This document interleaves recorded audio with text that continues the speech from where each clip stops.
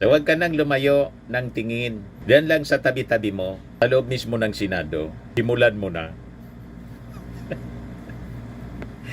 Kaya nga po si Sandro Marcos, mga kababayan, hindi siya sang-ayon na yung Congress mismo ang magsagawa ng investigasyon. Kasi ano niya mangyayari niyan?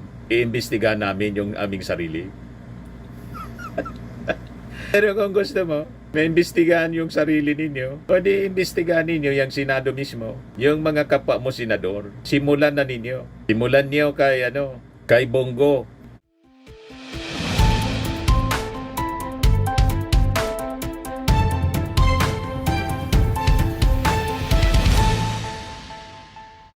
Hello po mga kababayan, si Dante Maravillas, Bicolano vlogger, broadcast journalist from Albay. Sabi ni Senador Dante Marcoleta, huhubaran daw nila yung mga tumiba sa flood control scam. Maniwala kami po kung uunahin ninyo sa Davao.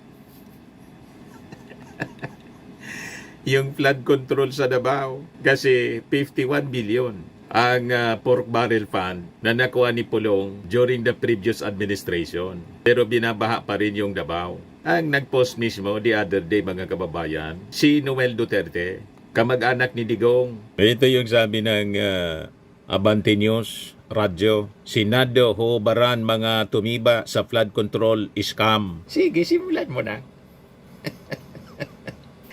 Ano ba? Para maniwala kami. Yan. Sisimula na ng Senate Blue Ribbon Committee sa Martes. Agosto 19 ang pagsisiyasat sa mga anomalya sa flood control project ng Department of Public Works and Highways. Inamin ni Senador Rodante Marcoleta, chairman na committee, na hindi madali ang pag-iimbestiga sa isyung ito considering the enormity of the multi-billion projects and the complexity of untangling the web of corruption within the public works system. Mahirap talaga sa laki ng problemang kinakarap natin dyan, wika ng senador. Kung makikipagtulungan o mano ang publiko, matutumbok nila ang mga taong sangkot sa anomalya sa flood control project. Anya, hindi lang niya tututukan ang mga kontraktor na nakasungkit ng proyekto kundi pati na rin ang mga opisyal ng DPWH. Sabihin niyo kung magkano binibigay niyo sa mga taong gobyerno para hindi kayo ang madikdik dyan, giit ni Marcoleta, sa mga kontraktor. Simulan mo kaya sa Senado. Di ba? Para maniwala kami. At doon sa inyong sa bakuran ng inyong amo. Sa Davao, kailangang simulan sa Davao. Kasi despite na bilyon-bilyon yung na-corner, yung pondo na pork barrel kay Pulong, binaba pa rin yung Davao City. So napasaan? Saan napunta yung bilyon-bilyon pork barrel? Ito yung post ni Noel Duterte, kamag-anak ni Digong. This video was taken by Angelo Ronquillo showing the flooding situation on Jose P. Laurel Avenue, Bahada, Davao City after heavy rainfall past 8 p.m. August 15. Published by Sunstar Davao mismo. Yan Ay, gulo po yan. Ako ganyan po sa Skyway, Maniwala kami sa gagawin mong investigasyon, Senador Rodante Marcoleta. Kung uunahin mo na linisin yung bakura ng amo mo, si Digong, lugar yan mismo ni Digong, Davao City, latest na baha, napakataas, sabi ng nakasakay sa vehicle. Yeah. Maniwala kami sa gagawin mong investigasyon kung uunahin mo mismo ito. Tama, Senador Marcoleta. Ito pa. Published, mga kababayan, by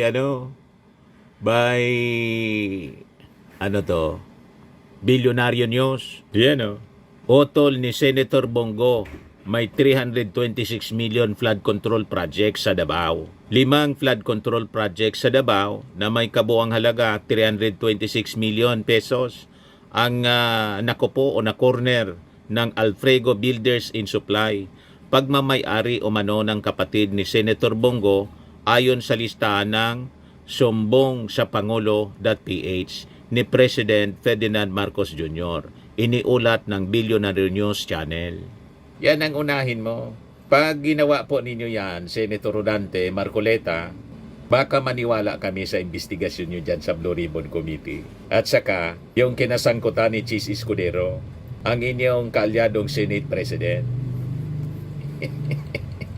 Yan o, yung report ng Rappler, Chis Escudero, top campaign donor, bags 5.16 billion in flood control projects. At inamin ni Chis Escudero, tumanggap siya ng campaign fund na 30 million pesos. Yan ang unahin mo. Baka maniwala kami. Isunod si Joel Villanueva. Yan o. Senator Joel Villanueva tumanggap ng 20 milyong piso na campaign funds mula sa isang construction company. Sabi sa report ng PCIJ, nakapalaman sa kanyang susi. Yan o. Post ni Ako si Igan, si Arnold Clavio ng GMA. Sabi niya, tilamsik ni Igan, corruption in the Philippines is no longer a hidden cancer. It is a sprawling enterprise sustained by contractors, bureaucrats in the silent connivance of the most powerful people in government. Quoting Mayor Benjamin Magalong ng Baguio City. Naku po, naloko na. Tiniyak ni Senate Majority Leader Joel Villanueva na walang senador ang konektado sa 15 top contractors ng flood control projects na inilabas ni Pangulong Ferdinand Marcos Jr. Kaya pala nakatitiyak siya dahil wala sa top 15 yung kontraktor na naugnay sa kanya matapos magbigay ng campaign contributions noong 2022 elections. Sa Statement of Contributions and Expenditures or SOSE, na isinumiti ni Senator Joel Villanueva sa Commission on Election, lumitaw ng isa sa kanyang biggest campaign donation na 20 milyong piso ay galing sa isang property developer. Ayon sa ulat na inilathala ng Philippine Center for Investigative Journalism o PCIJ, ang donasyon ng naturang construction company na 20 milyong piso ay para sa re-election campaign ni Villanueva noong 2022. Matinding pinuna ng PCIJ ang naturang donasyon dahil noong 2021 ang construction company ay nakakuha ng 2.147 bilyong kontrata para magtayo ng 19 palapag na opisina ng isang ahensya ng gobyerno sa Quezon City. Muling nagpaalala si COMELEC Chairman George Garcia na sa ilalim ng Omnibus Election Code, ang mga kandidato pinagbabawal na tumanggap ng mga donasyon mula sa natural or juridical persons na may hawak na mga kontrata o subcontracts para matustusan ang gobyerno o alinman sa mga subdivision o subdivision o instrumentalities nito ng mga kalakal o serbisyo o para magsagawa ng construction o iba pang gawain. Ayon sa datos ng PhilGEPS o Philippine Government Electronic Procurement System, ang kontrata ng kontraktor ay epektibo mula 2021 hanggang 2025. Kaya nung nag-donate ang kumpanya sa campaign purse ni Villanueva noong 2022, may bisa ang kontrata. Tuloy-tuloy na ayon sa PCIJ. Yan o. So huwag ka nang lumayo ng tingin. Diyan lang sa tabi-tabi mo, sa loob mismo ng Senado, simulan mo na. Kaya nga po si Sandro Marcos, mga kababayan, hindi siya sang-ayon na yung Congress mismo ang magsagawa ng investigasyon. Kasi ano ang mangyayari niyan? Iimbestigahan namin yung aming sarili. Pero kung gusto mo, maimbestigahan yung sarili ninyo, o di imbestigahan ninyo yung Senado mismo. Yung mga kapwa mo senador, simulan na ninyo. Simulan niyo kay Bongo, kay Joel Villanueva, kay Chis Escudero. Kasi yung campaign donor ni Chis Escudero na taga Sorsogon, kasama sa napangalanan ng ating Pangulong Bongbong Marcos sa SUNA. You see? So maniniwala kami sa statement po ninyo na huhubaran. Di ba? Ito yung statement pala ni Sandro. Why would a body investigate itself? I think it would be wise and prudent on us to wait as to what the executive has to say and what their actions are. Sentido komon, mga kababayan. Kung talagang sincero ka na matukoy ang katotohanan, dapat independent body po. Pero kung mag-imbestiga ka, alam mo na yung mismong house, the lower house, the upper house, may mga sangkot. Isipin ng taong bayan, baka cover up ang gagawin, linisin lang. Di ba pa? Whitewashan niya? Hindi credible ang investigation. Tama yung statement ni Sandro Marcos. Why would a body investigate itself? I think it would be wise and prudent on us to wait as to what the executive has to say and what their actions are. Pero kung talagang gusto ninyong hubaran, hubaran na ninyo yung sarili ninyo. Diyan sa Senado, unti-unti nang nahubaran po. O diba? Yes, sabi ni Hilarion Torla Jr., senador ang mag-iimbestiga, mga senador din ang iimbestigahan, mag-aapiran lang sila. Wala pang naparusahan gaya ni Senador Jinggoy, nahatulan pero nakatakbo pa rin senador. Sabi nga niya, pag nakulong daw gaya ni Robby, nagiging senador. Dito ko rin nakita sa Sukmed.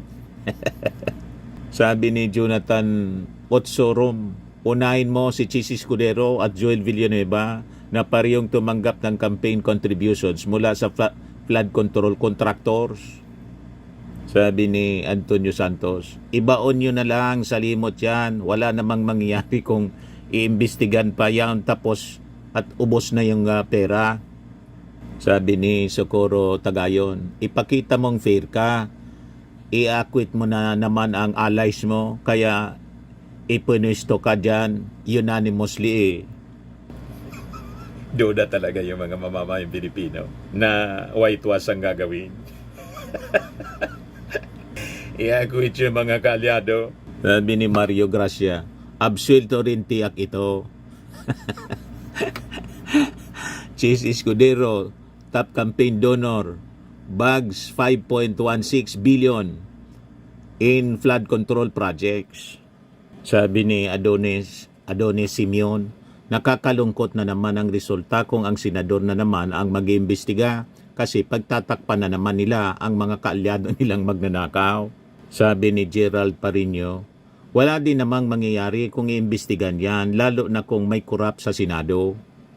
Sabi ni Dante Fernando, yari si Bongo dyan. Huwag ka nang mag-imbestigasyon, magbotohan na lang kayong 19 gag.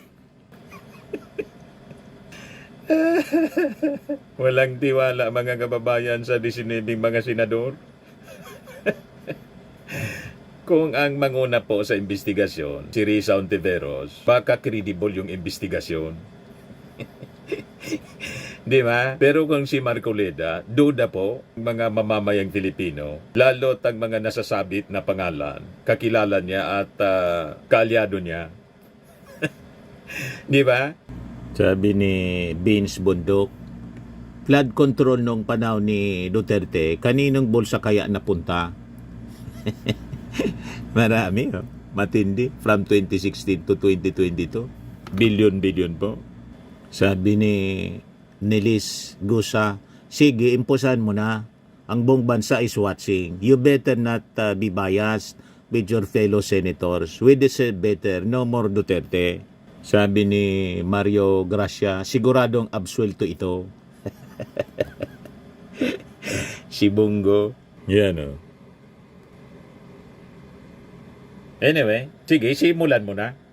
Pero sabi natin, para maniwala yung mamamayang Filipino, simulan mo dyan sa tabi mo lang sa upuan sa Senado.